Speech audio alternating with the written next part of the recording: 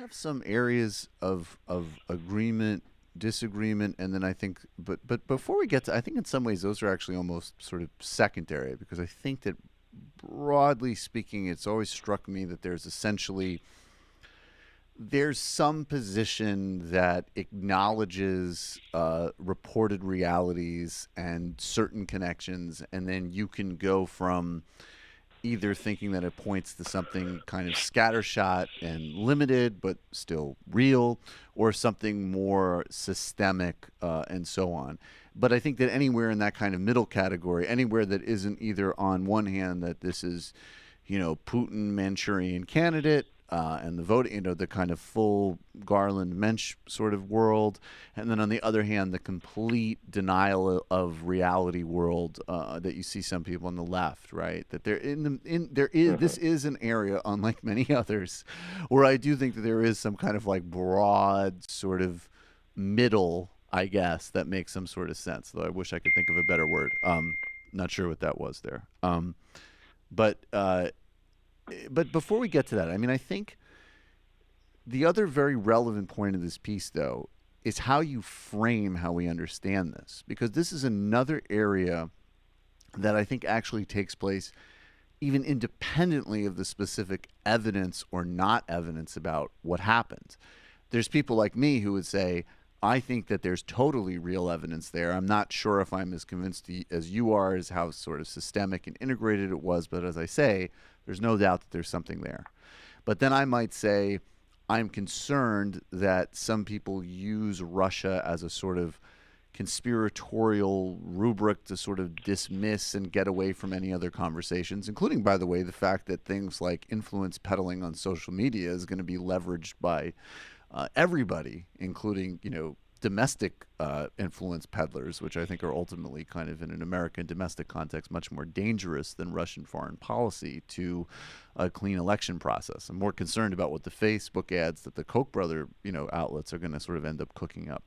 But being that as it may, I think what was very important about your piece is that instead of kind of drawing to this one-dimensional Russia conversation, you drew a through line that connects the influence peddling of Russia to a broader set of revelations about everything from the Panama leaks, the Paradise Papers, these kind of global parasitic relationships of money and influence peddling that is sort of exemplified in our neoliberal time.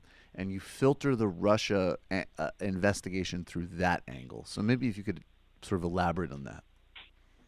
Yeah, absolutely. It's very funny, actually. In my pitch, I promised not to use the word neoliberal in the piece, and in the end I didn't, but I certainly had it in mind. Neoliberal. Sometimes overused words are true. I think it's a very good word with a real meaning. But but many disagree. So they're neoliberals who haven't read. Yes, especially neoliberals. Right. But I was trying to I was trying to move the conversation forward in a way. Yes, because I have been frustrated over the last year by how much time and energy I've spent just arguing with people over whether the Russia story is a thing at all, whether there's anything to it. And I think people, at this point, it is becoming pretty ludicrous to pretend that there's not something there, as you say. Right. And we can debate about its size or importance or whether it was decisive. And in many ways, that's an empirical debate. More information will come out. We'll know. But it's getting to the point where it's completely absurd to pretend that it's just all made up by the DNC or whatever, or the deep state. But there's a word that should be retired. Yeah, that one should be that term. Well, it's a great word, but I mean, when Sean Hannity's talking about it, then you really know. But anyways, please go ahead. Well, yes, it comes in for a lot of abuse for sure. But yeah, I wanted to move the conversation forward, sort of on the assumption, and it was really the Manafort indictment where I thought this is the moment, because I could start to see people in my feed who I thought of as smart skeptics who, don't totally dismiss the thing, but would really rather talk about anything else. I started to see them kind of coming to terms with like, wow, this is a pretty big deal, this Manafort guy, and there's just a lot of meat here, and I started to think, and then actually sort of after I pitched it and before I drafted it, the Paradise Papers came out, and I was like, okay, this is perfect. This is what I need to really make this piece work. that I think if the left can wrap its head around the idea that there is something here and can accept that, and that the story has to be engaged with in some way, that it can't just be ignored or dismissed. It's not a story that flatters the sensibilities of neoliberals, whether they're Democrats or Republicans, as much as you might think. Mm-hmm. As I say in the piece, I think for a lot of, and as you said, I think for a lot of Democrats and people who, unlike me, were enthusiastic about Hillary Clinton's campaign, the whole thing does seem like a very convenient excuse for why she lost, and a way to, not take any responsibility for any of her failings as a candidate or the campaign's failings. And I think for never Trumpers, who I often joke are a population of a few dozen people tops. At most, but yes. At most, yeah. But for the prominent conservative pundits and figures who were all in on George W. Bush and McCain and Romney and have been vocal critics of Trump and gotten, I think, a completely undeserved rehabilitation among liberals. Right. Of course. For those, for them, they'll say, well, we were right about Russia all along. Romney said it was our number one geopolitical enemy in 2012, and we need to get tough on them. And what I think both of those camps really miss, I mean, in their self-serving rhetoric, is I agree with the Glenn Greenwalds of the world that we don't need a new Cold War. Right. That it's a terrible idea, that we don't need to arm Ukraine, which is a take I've written at least twice, that we don't need to escalate in Syria, another take I've written before any of this,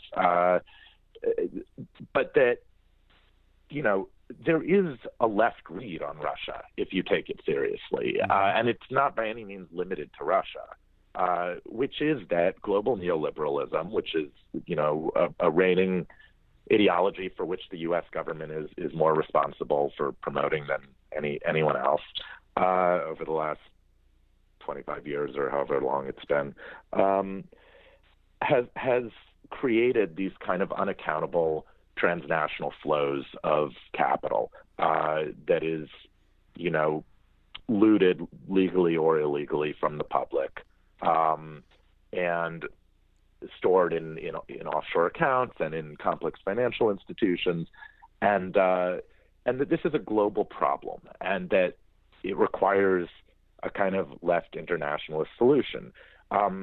One thing that I did in the piece that I think works well is I kind of pulled out, and I hope everyone will forgive this Woody Allen reference. I'm not, I know he's a terrible figure for many reasons, but I did a sort of Marshall McLuhan and right. Annie Hall type thing here at the end, where, having made all the arguments I wanted to make, I pull out Bernie Sanders himself, who I think already agrees with me on all of this. Yeah. And because Bernie gave a very good foreign policy speech a few months ago, which included sections on Russia, in which he said, and I'll just give the quote I wrote in the piece here: "Inequality, corruption, oligarchy, and authoritarianism are inseparable. Around the world, we have witnessed the rise of demagogues who, once in power, use their positions to loot the state of its resources. These kleptocrats, like Putin in Russia, use divisiveness and abuse as a tool for enriching themselves and those loyal to them." So, to my mind, this is the way we need to start thinking of this. Russia is not our idealized conception of what the Soviet Union should have been. It's not a left state at all. Right. It's also not, an enemy of all that is good and noble about the American Republic. I entirely reject the framing of we were fine and then the nefarious Russians came and messed us up. It is a corrupt oligarchy that the U.S. had a significant hand in building in the 1990s, and has, despite all the belligerent rhetoric, had functional relations with in a lot of ways ever since, mostly because of the needs of the energy sector. And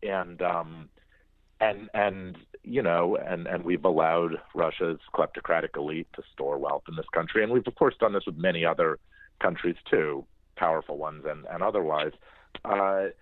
And it's these relationships, and which you can see right in the Trump administration with Tillerson and with what's his name, Wilbur I Ross. have him in the piece. Wilbur Ross. Wilbur Ross. Thank you. Yeah, no problem. Yeah, you can see those relationships right in the administration, among many other places. So this is where I think the left has something productive to say, and it relates back to what you said earlier about how the Kochs or anyone else can abuse social media platforms or just unaccountable money in politics. I mean, I think we need a sort of unified framework where we understand that large corporations, wealthy domestic oligarchs, and powerful foreign intelligence states that are basically, corrupt oil companies themselves, right. All sort of have this unprecedented ability to manipulate our political process, and that we should see all of those things as of a piece.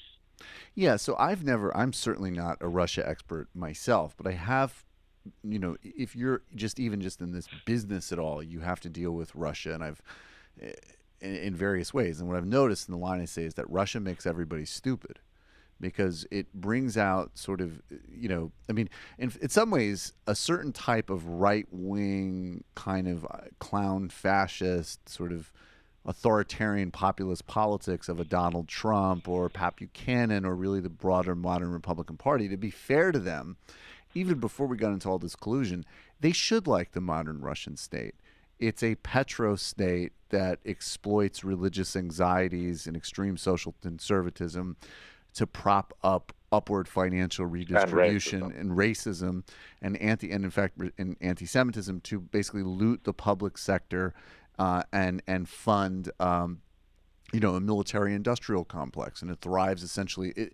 The base of the economy is a petro state, which fuels incredible levels of income inequality, degraded living standards, and then hyper wealth. And then there's a social policy which leverages racism, xenophobia, and religion. The Republican Party should love Russia. Vladimir Putin would be a tremendous GOP candidate. But then, you have the neoconservative desire to have a resurgent Cold War and the never-ending hunt for enemies and the never-ending hostility towards diplomacy and smart international frameworks. Then we have our kind of dumb center who doesn't want to take accountability for anything. They don't want any broader conversation about capitalism, about campaign strategy, nothing. It's just Russia, Russia, Russia, Russia. And then we have a small kind of, tanky left where, and I love Oliver Stone in some ways, but I mean, just the sort of comedy of watching Oliver Stone, who seems like, I guess the polite way would say he seems really jet lagged or maybe influenced by other things, walking around with, Vladimir Putin, who is just like essentially just a gangster, walking around with him being like, yeah, man, I mean, so you're pretty concerned about arms control, right, bro? And this notion or that Jill Russia, Stein, for that matter. Or Jill Stein, this notion that Russia's like a paragon advocate of international law and stability, when in reality, and again, this is a both and. We should not escalate in Syria. We have supported terrorist groups in Syria, and Assad commits obscene war crimes, and Russia is playing an imperial human rights violating role there as well. These are all simultaneously true. And for some reason, every single grid on the political map seems to graft their delusions onto Russia as a place. So it becomes an imagined territory than just an actual thing. Which is actually not new. It's been true since probably at least the late 19th century and throughout the 20th. In fact, my friend Hannah Gase, who I think you know, she's great. She wrote a good piece about that some months ago, about the kind of mystical qualities that are ascribed to Russia. But I will say one nuance to that is that Russians themselves, I think, have often played into that themselves. Mm-hmm. The government has, and intellectuals of all stripes in Russia, have always. I mean, it's not simply the West orientalizing Russia. There are old and complicated discourses in Russia about what Russia represents in the context of the West and the world, for all that that Western media outlets and politicians like to paint Putin as a Bond villain, Putin likes to paint himself as a Bond villain, and he enjoys that dynamic. And it's not entirely imposed on them. But anyway, that's aside.